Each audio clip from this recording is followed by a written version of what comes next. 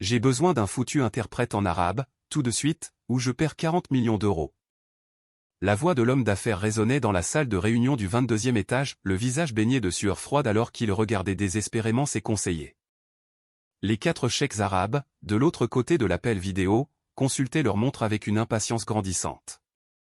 Le contrat le plus important de sa vie s'effritait entre ses mains. Il restait 7 minutes avant qu'il ne raccroche pour toujours.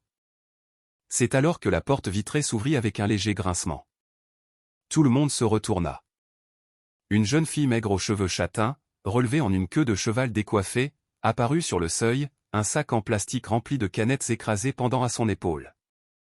Elle portait un t-shirt rose délavé, un jean déchiré aux genoux et des espadrilles usées dont la corde s'effilochait. L'odeur de transpiration mêlée à de la lessive bon marché envahit l'air climatisé du bureau luxueux. La jeune fille avala sa salive. Ses yeux marrons brillaient d'un mélange de peur et de détermination. Elle fit un pas en avant, serrant la lanière de son sac contre sa poitrine. « Monsieur » dit-elle d'une voix tremblante mais claire. « Je parle arabe. » Au cœur du quartier de la Pardieu à Lyon, dans une tour de verre et d'acier qui perçait le ciel comme une aiguille d'ambition, Lucas Lefebvre faisait les 100 pas dans la salle de conférence, tandis que son monde s'effondrait. À 35 ans, il avait bâti un empire immobilier s'étendant sur 3 pays. Mais à cet instant précis, le téléphone collé à l'oreille et la cravate desserrée par le désespoir, tout ce pouvoir ne signifiait absolument rien. Quelqu'un, n'importe quel traducteur d'arabe qui peut venir à l'instant. Sa voix se brisait à chaque mot. Ça ne peut pas être demain, ça ne peut pas être dans 1 heure. Je les veux ici dans 5 minutes ou tout part en fumée. De l'autre côté de la ligne, le silence, rien que le son creux de l'impossibilité.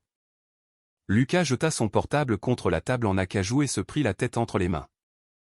Les gouttes de sueur coulaient sur ses tempes, trempant le col de sa chemise de créateur blanche. Face à lui, sur l'écran géant au mur, 4 hommes vêtus de tuniques blanches impeccables et de kéfiers rouges et blancs attendaient avec des expressions de plus en plus agacées. C'étaient les Cheikh Al-Rachid, représentants de l'un des fonds d'investissement les plus puissants de Dubaï. Ils étaient venus spécifiquement pour conclure cet accord, 40 millions d'euros d'investissement pour le complexe résidentiel le plus ambitieux d'Europe. Mais il y avait un problème catastrophique. Le traducteur engagé avait eu un accident de voiture sur le chemin du bureau. Il était à l'hôpital et les Arabes ne parlaient que leur langue natale. « Monsieur Lefebvre » dit l'un des cadres, un homme en costume gris foncé avec des lunettes à monture épaisse. « On peut essayer d'utiliser Google Traduction, peut-être que... » « Google Traduction ?» Lucas le regarda comme s'il lui avait suggéré de se suicider. « Pour négocier 40 millions d'euros ? Tu es fou ? Un seul mot mal traduit et ils nous poursuivent pour le restant de nos jours. » Il regarda sa montre. 4 minutes. Son entreprise, sa réputation, son avenir entier ne tenaient qu'à un fil plus fin qu'un cheveu. Les 6 autres cadres dans la salle se regardaient, le visage pâle.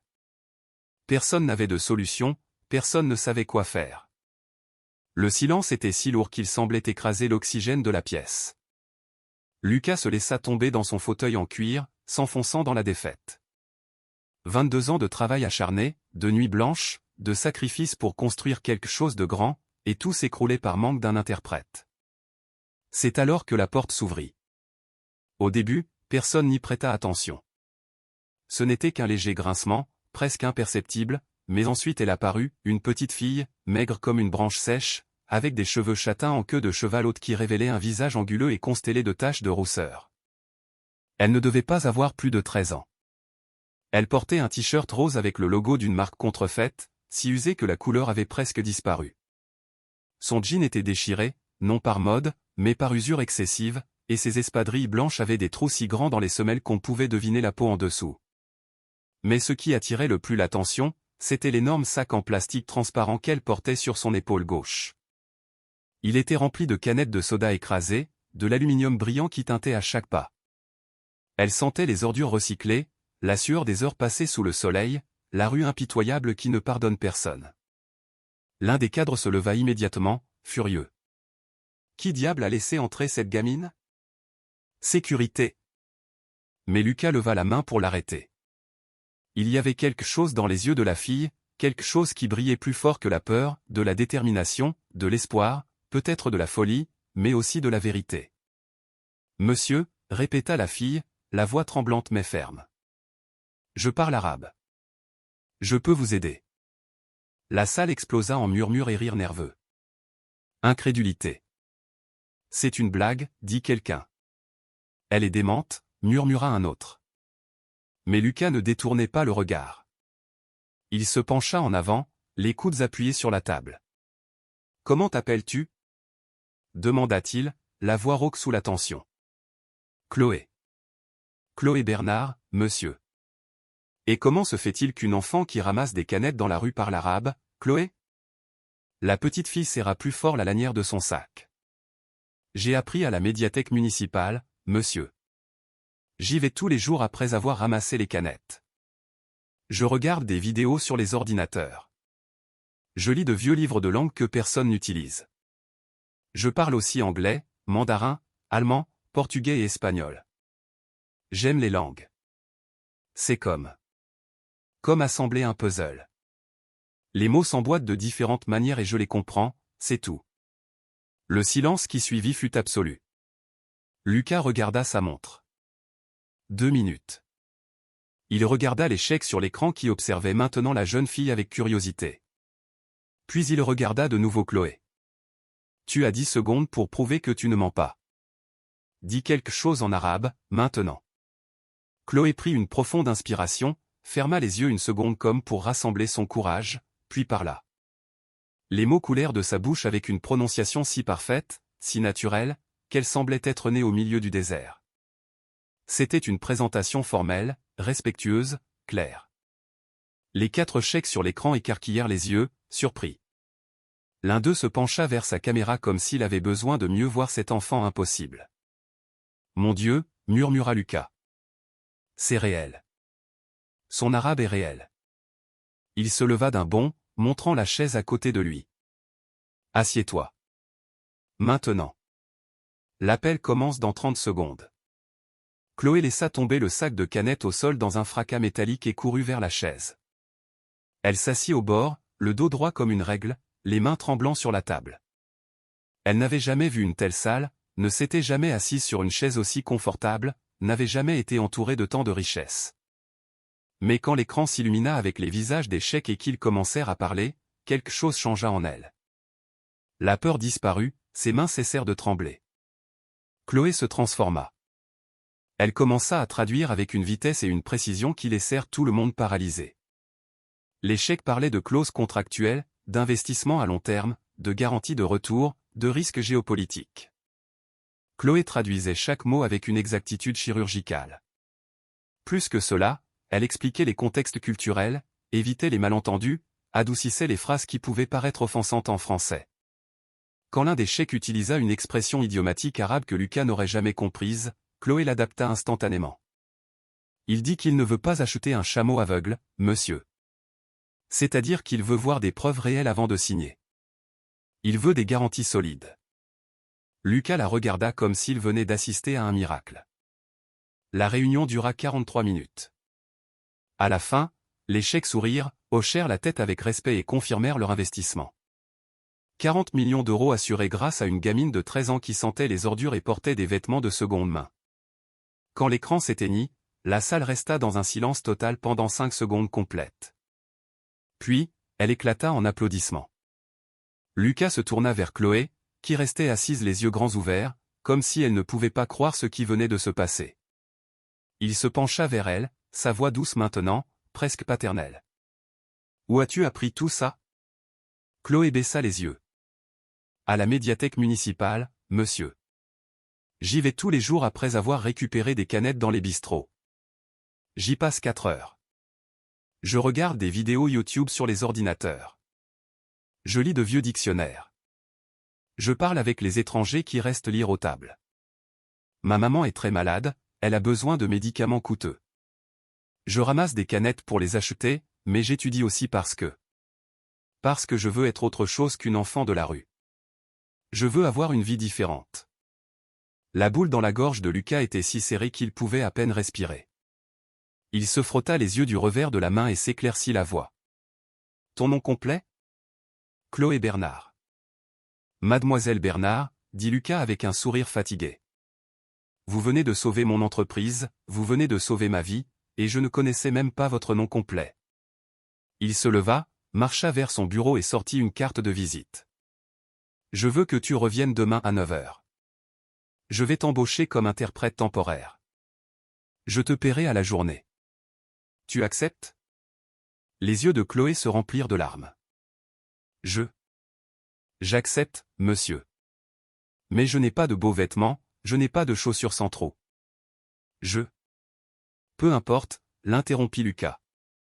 Viens comme tu es, viens pieds nus si nécessaire. J'ai besoin de toi ici. Marché conclu? Chloé hocha la tête avec tant de force que sa queue de cheval rebondit. Marché conclu, monsieur. Merci. Merci. Elle se leva, attrapa son sac de canettes et sortit en courant de la salle, des larmes roulant sur ses joues sales. Avant que la porte ne se referme, Lucas entendit l'un de ses cadres murmurer « Cette gamine a plus de talent que la moitié de cette entreprise réunie. » Et c'était tout à fait vrai.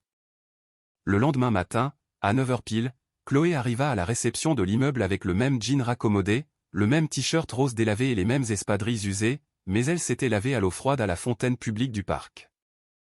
Elle avait peigné ses cheveux avec soin, utilisant un peigne prêté, et portait avec elle un petit carnet qu'elle avait sauvé des poubelles.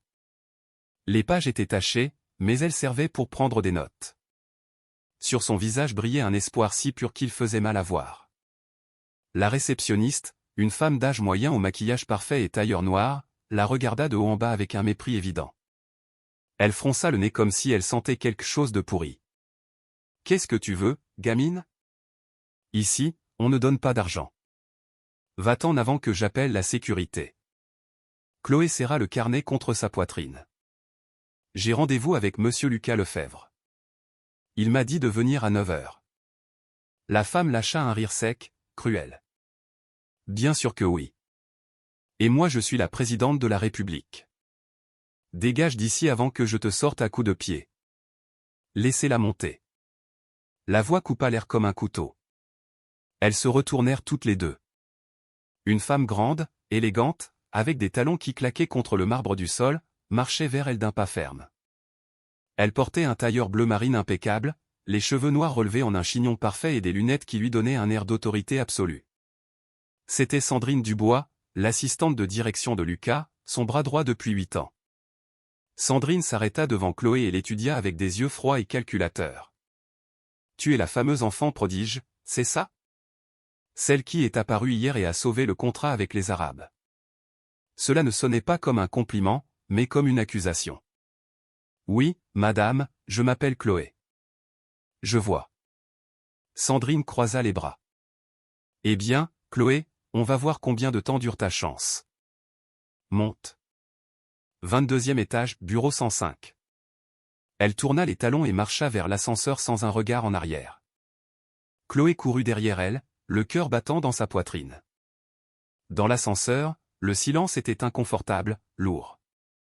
Sandrine regardait les chiffres qui montaient sans adresser un seul regard à Chloé. Mais quand elles arrivèrent au 22e étage et que les portes s'ouvrirent, elle se pencha légèrement vers la jeune fille et murmura d'une voix glaciale, « Ne prends pas la confiance, gamine. La chance ne dure pas éternellement, et quand elle sera finie, tu retourneras là où est ta place, dans la rue. » Avant que Chloé ne puisse répondre, Sandrine était déjà sortie de l'ascenseur, ses talons résonnant comme des coups de marteau sur le parquet. Lucas était dans son bureau, entouré de papiers, le téléphone collé à l'oreille. Quand il vit entrer Chloé, il sourit largement et raccrocha. « Chloé, tu arrives juste à temps. Nous avons une visioconférence avec des investisseurs japonais dans 10 minutes. Prête ?» Chloé hocha la tête, même si à l'intérieur elle sentait son estomac vide se tordre de nervosité. Elle s'assit à côté de Lucas, ouvrit son carnet de récupération et attendit. Quand l'appel commença, 3 hommes élégants apparurent à l'écran, parlant un japonais fluide et sophistiqué.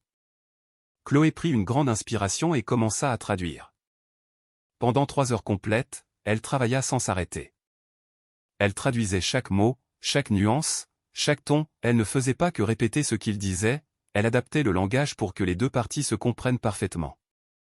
Elle expliquait les différences culturelles, anticipait les malentendus, faisait couler la communication comme de l'eau de roche. À la fin de la réunion, les Japonais étaient si impressionnés que l'un d'eux demanda en français, « Où avez-vous trouvé cette jeune fille si talentueuse, monsieur Lefebvre ?» Lucas sourit avec fierté. « Elle m'a trouvé. » Quand l'appel se termina, Lucas s'adossa à sa chaise et regarda Chloé avec une admiration sincère. « Tu ne fais jamais d'erreur ? Comment est-ce possible ?» Chloé haussa les épaules timidement. « J'ai une bonne mémoire, monsieur, et j'aime beaucoup les langues. Pour moi, c'est comme écouter de la musique. Chaque langue a son propre rythme, sa propre mélodie. J'ai juste besoin de bien l'écouter et ensuite je peux la répéter. Tu es un phénomène, Chloé, un vrai phénomène. » Depuis la porte, Sandrine observait tout, les poings serrés. Chaque éloge que Lucas faisait à cette gamine sale était comme un coup de poignard dans l'estomac. Elle avait travaillé 8 ans sans relâche. Elle avait sacrifié sa vie personnelle. Elle avait supporté des humiliations et des mauvais traitements, tout pour gagner le respect de Lucas. Et maintenant apparaissait cette morveuse de la rue et en une seule journée, elle gagnait plus d'admiration qu'elle en presque une décennie. Non, cela ne pouvait pas continuer ainsi. Les semaines passèrent. Chloé devint une partie essentielle de l'entreprise. Lucas la payait à la journée un salaire qui pour les cadres était insignifiant, mais qui pour elle était une fortune. Avec cet argent, Chloé acheta les médicaments dont sa maman, Valérie, avait désespérément besoin. Elle loua une petite chambre dans un immeuble modeste, avec des murs fins et un matelas au sol, mais c'était à elle. C'était un endroit où elle pouvait dormir sans peur de se faire chasser.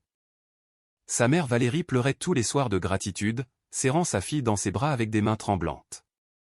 Mais tandis que la vie de Chloé s'améliorait peu à peu, l'amertume de Sandrine grandissait comme une tumeur maligne. Elle voyait comment Lucas appelait Chloé le « joyau » de l'entreprise, comment les autres cadres la saluaient avec respect, comment même les clients internationaux demandaient spécifiquement après elle. Sandrine, avec son master en administration, ses 3 langues et son expérience de 8 ans, était éclipsée par une gamine aux espadrilles usées qui sentait la pauvreté. Alors, elle commença à comploter. Une après-midi, pendant une présentation importante, Sandrine entra dans la salle avec un dossier dans les mains et frappa la table avec force. Tout le monde sursauta. Lucas fronça les sourcils, agacé par l'interruption. « Sandrine, bon sang, qu'est-ce qu'il y a ? » « Lucas, je dois te parler maintenant. C'est urgent. C'est à propos d'elle. » Elle pointa Chloé du doigt comme si elle était une criminelle. « Cette fille a divulgué des informations confidentielles de l'entreprise. » Le silence qui tomba sur la salle fut comme une dalle de béton. Chloé sentit le sol s'ouvrir sous ses pieds. « Je n'ai pas fait ça. Je n'ai jamais. » « Ne mens pas. » Sandrine jeta des papiers sur la table. « Voici les preuves. Des emails envoyés depuis ton identifiant, des documents auxquels toi seul avais accès, des informations vendues à nos concurrents. Tout est là. » Lucas prit les papiers avec des mains tremblantes, les lut rapidement, et à chaque ligne qu'il lisait, son visage devenait plus rouge de fureur. « Chloé, est-ce que c'est vrai ? » ?»« Non, monsieur. Je vous jure que non. Je ne sais même pas comment ces emails ont été envoyés. Je ne ferai jamais une chose pareille. » Les larmes commençaient à rouler sur ses joues. « S'il vous plaît, croyez-moi. » « Assez. » Lucas frappa la table du poing. « Tu es renvoyé, immédiatement. »« Sécurité. Sortez-la d'ici. »« Monsieur, s'il vous plaît. » Chloé tenta de s'approcher, mais 2 gardes de sécurité l'avaient déjà saisie par les bras. « Je n'ai rien fait. Je vous le jure. S'il vous plaît, écoutez-moi. » Mais personne ne l'écoutait. Ils la traînèrent hors de la salle pendant qu'elle criait et pleurait, ses chaussures abîmées laissant des marques sur le sol poli. La porte se referma avec un claquement final. Sandrine s'autorisa un petit sourire de satisfaction avant de retourner à sa place, le visage parfaitement composé dans un masque de préoccupation professionnelle. 3 jours plus tard, Chloé était de retour dans les rues à ramasser des canettes sous le soleil brûlant, les mains en sang et le cœur brisé en 1000 morceaux. Sa mère avait empiré de nouveau car il n'y avait plus d'argent pour les médicaments. Chloé pleurait dans les ruelles sombres, se demandant pourquoi la vie était si injuste, pourquoi chaque fois qu'elle essayait de s'en sortir, quelque chose la repoussait vers l'enfer. Un soir, assise sur la marche froide d'un magasin fermé, elle entendit une voix. « Et, tu es Chloé ? Celle qui travaillait avec monsieur Lefebvre ? Elle leva les yeux. Face à elle se tenait un garçon maigre d'environ 16 ans, avec des lunettes rondes et un sac à dos rempli de câbles et de vieux ordinateurs portables. Il s'appelait Léo et était connu dans le quartier pour être un génie de l'informatique. Il faisait des réparations, récupérait des données, connaissait chaque recoin du monde numérique. « Oui, c'est moi », dit Chloé d'une voix brisée. « Pourquoi ?» Léo s'assit à ses côtés. « J'ai entendu dire qu'on t'avait accusé d'avoir volé des informations. Mais je te connais. Je t'ai vu à la médiathèque. Tu n'es pas une voleuse. Personne ne me croit. Moi si. Et je crois que cette femme t'a tendu un piège. » Léo retira ses lunettes et les essuya avec sa chemise. « Elle avait accès à tes emails ?» ?»« Oui, Sandrine a accès à tout. C'est l'assistante de direction. » Léo hocha la tête lentement. « Alors laisse-moi enquêter. Donne-moi une semaine. Si elle a tout monté, je trouverai les preuves. » Pendant 7 jours, Léo travailla comme un forcené. Il pirata des systèmes avec éthique, révisa les journaux des serveurs, traça des adresses IP, suivit des pistes numériques que n'importe qui d'autre aurait ignorées, et à la fin, il trouva. Les faux emails avaient été envoyés depuis l'ordinateur de Sandrine. Elle avait utilisé un programme sophistiqué pour faire croire qu'il venait de l'identifiant de Chloé. Elle avait planté des preuves, falsifié des documents, construit tout un réseau de mensonges pour détruire une enfant innocente. Léo imprima tout, le mit dans une enveloppe craft et la tendit à Chloé avec un sourire triomphant. « Voilà, championne. La vérité. Maintenant, va et montre-leur qui tu es vraiment. » Chloé serra l'enveloppe contre sa poitrine, des larmes d'espoir tombant sur le papier. « Merci Léo, tu es comme un frère pour moi, vraiment. Va leur botter les fesses, Chloé. » Le dimanche matin, Chloé se tenait devant l'énorme portail de la maison de campagne de Lucas Lefebvre, dans la vallée de la Loire. Ses mains transpiraient alors qu'elle tenait l'enveloppe avec les preuves. Elle avait pris le premier TER depuis Lyon, puis marché 2 heures sous le soleil pour arriver jusqu'à ce domaine exclusif, où chaque maison ressemblait à un petit château et chaque jardin était plus soigné qu'un musée. Les gardes de sécurité l'avaient regardée avec une méfiance évidente, comme si elle était une menace. Mais elle avait tant insisté, avec tant de désespoir dans la voix, qu'ils avaient finalement décidé d'appeler l'interphone. « C'est qui ?» La voix de Lucas semblait fatiguée, irritée, comme si on l'avait réveillé d'un cauchemar. « C'est Chloé Bernard, monsieur. J'ai besoin de vous parler. C'est urgent. S'il vous plaît, je vous en supplie. » Un long silence s'étira à travers l'interphone. Chloé pouvait entendre sa propre respiration saccadée. Puis, un soupir profond. « Laissez-la entrer. » Le portail en fer forgé s'ouvrit avec un bourdonnement électrique qui résonna comme une promesse. Chloé remonta l'allée de gravier blanc, passant près de jardins parfaitement entretenus avec des fleurs qu'elle n'avait jamais vues, des fontaines d'eau cristalline qui brillaient sous le soleil et des sculptures qui coûtaient probablement plus que tout ce qu'elle avait vu dans sa vie entière. La maison était gigantesque, une demeure ancienne en pierre de tuffeau avec des fenêtres immenses. Lucas ouvrit la porte principale avant qu'elle ne sonne. Il portait un bermuda bleu et un t-shirt gris simple, sans marque visible, sans son costume de cadre parfaitement repassé, sans sa cravate en soie, sans sa montre suisse. Il semblait plus humain, plus vulnérable, plus réel. Il avait des cernes profonds qui le vieillissaient de 10 ans et les cheveux ébouriffés comme s'il avait passé la nuit sans dormir. « Qu'est-ce que tu veux, Chloé ?» demanda-t-il. Il ne semblait pas en colère, mais épuisé, vaincu, comme un homme qui avait perdu quelque chose d'important et ne savait pas comment le récupérer. « La justice, monsieur. » « Juste ça. » Chloé lui tendit l'enveloppe avec des mains tremblantes. « S'il vous plaît, lisez ça. C'est la vérité. » Lucas prit l'enveloppe, l'ouvrit doucement et commença à lire. À chaque page qu'il tournait, son expression changeait, du scepticisme à la surprise, de la surprise à l'incrédulité, de l'incrédulité à une fureur si profonde et viscérale que ses mains commencèrent à trembler visiblement. Les veines de son cou saillirent, sa mâchoire se serra. Quand il finit de lire la dernière page, il resta complètement immobile pendant plusieurs secondes éternelles, regardant les papiers comme s'ils étaient la preuve d'un crime impardonnable. « Mon Dieu !» murmura-t-il d'une voix rauque. « Sandrine a fait tout ça. Elle t'a détruite délibérément. Elle a ruiné ta vie juste pour... » Quoi ? Par jalousie professionnelle ? Par envie, monsieur. La voix de Chloé était à peine un murmure chargé de douleur. Parce que vous me faisiez des éloges et qu'elle sentait que je volais sa place. Lucas garda le silence un moment qui sembla durer des heures. Puis il inspira profondément et ouvrit la porte en grand, s'effaçant sur le côté. Entre, s'il te plaît. Ne reste pas dehors. Chloé entra dans la maison à pas timide et hésitant, sentant que ses espadrilles sales tachaient le parquet ancien parfaitement ciré. Lucas la guida à travers un couloir décoré de tableaux jusqu'à la cuisine. Elle était immense, lumineuse, avec un îlot central en marbre. Par la fenêtre, on voyait un vaste jardin. Lucas alla vers le plan de travail. Il disposa sur la table des croissants frais, du pain, du beurre et versa un bol de café au lait fumant. Mange. Tu as très mauvaise mine, Chloé. C'était quand ton dernier repas? Elle n'avait rien mangé de solide depuis 2 jours complets. Elle prit un croissant avec des mains qui tremblaient tant qu'elle faillit le laisser tomber. Elle le dévora en quelques secondes. Le goût du beurre, de la pâte feuilletée, la chaleur du café au lait, tout explosait dans sa bouche. Les larmes commencèrent à rouler sur ses joues sales alors qu'elle avalait chaque bouchée. Ce n'étaient pas des larmes de tristesse, mais de soulagement, de gratitude, d'une faim si profonde qu'elle faisait mal à l'âme.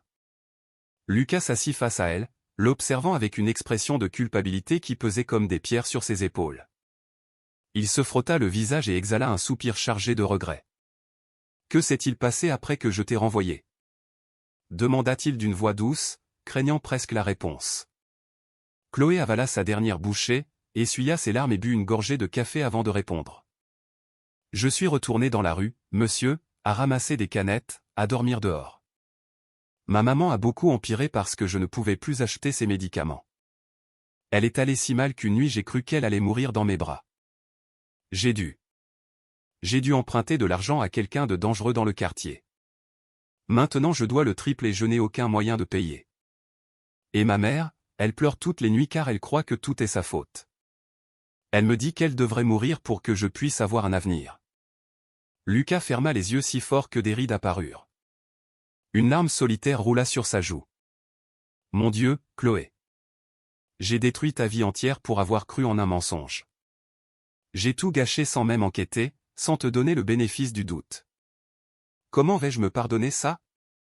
Je veux juste qu'on me croie, monsieur. Juste ça. » La voix de Chloé se brisa.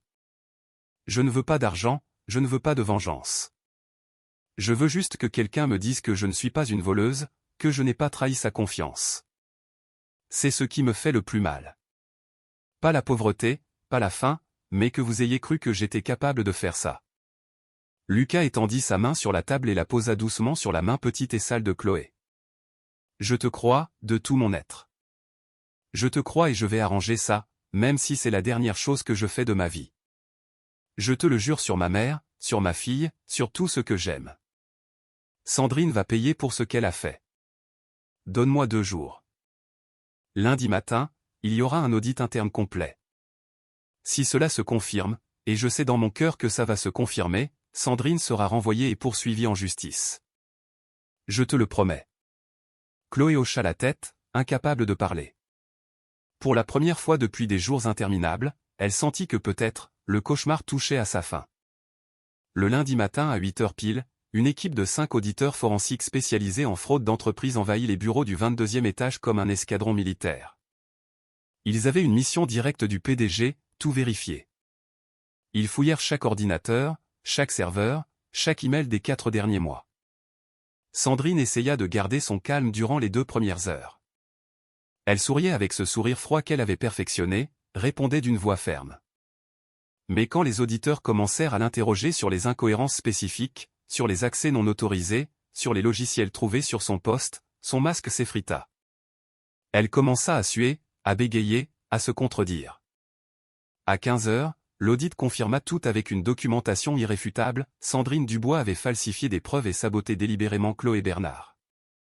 La police arriva exactement à 16h20. 2 officiers entrèrent dans le hall principal où Sandrine avait été escortée. Ils la menottèrent devant tous les employés réunis dans un silence sépulcral. Elle pleurait de manière incontrôlable, son maquillage coulant, son chignon défait. Elle suppliait, criait que c'était injuste, qu'elle avait juste voulu protéger l'entreprise d'une intruse qui, sentait mauvais, et ne méritait pas d'être là. Mais personne ne l'écoutait. Les employés la regardaient avec un mélange de pitié et de mépris. Avant que la voiture de police ne démarre, Chloé sortit en courant de l'immeuble. Elle s'approcha de la vitre arrière où Sandrine était assise, menottée. « Pourquoi ?» demanda Chloé. « Je ne t'ai jamais rien fait de mal. Je voulais juste travailler honnêtement pour aider ma maman. Pourquoi m'as-tu fait ça ?» Sandrine la regarda avec une expression complexe, mélange de honte et d'amertume. Finalement, elle murmura, « Parce que tu avais tout ce que je n'ai jamais eu, même en venant de rien. Un talent naturel que je n'aurai jamais, même en étudiant 1000 ans. Une humilité sincère que j'ai perdue.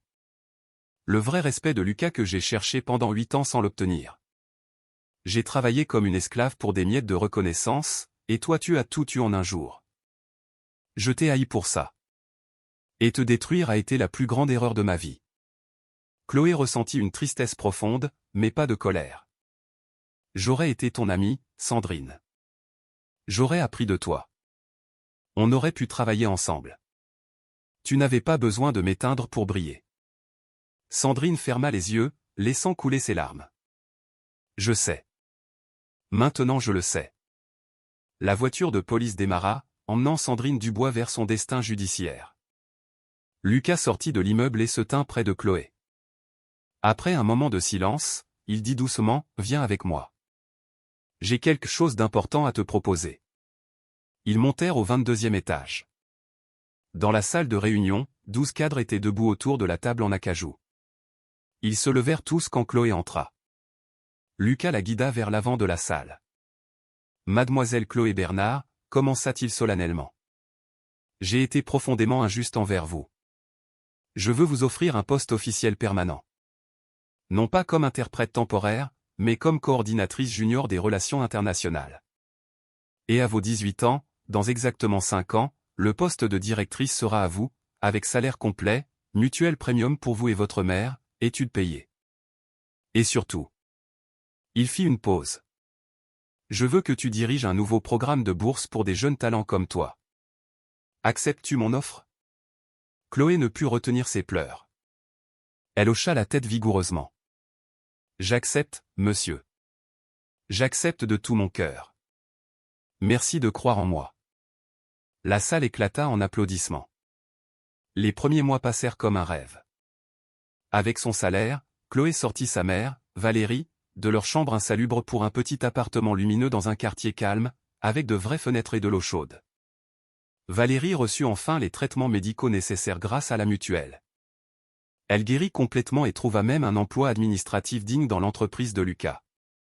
Pour la première fois, elle mangeait du bœuf bourguignon à leur propre table, sans crainte du lendemain. Léo, le jeune hacker, fut embauché par Lucas comme analyste en cybersécurité et reçut une bourse pour une grande école d'ingénieurs. Chaque vendredi, lui et Chloé déjeunaient ensemble, partageant une baguette jambon-beurre en riant du passé. Et Monique, la femme de ménage qui avait aidé Chloé autrefois, fut promue superviseur général, doublant son salaire. Chloé n'oublia jamais d'où elle venait. Chaque mois, elle retournait à la médiathèque municipale. Elle y apportait du matériel neuf et finançait des bourses. Les années passèrent.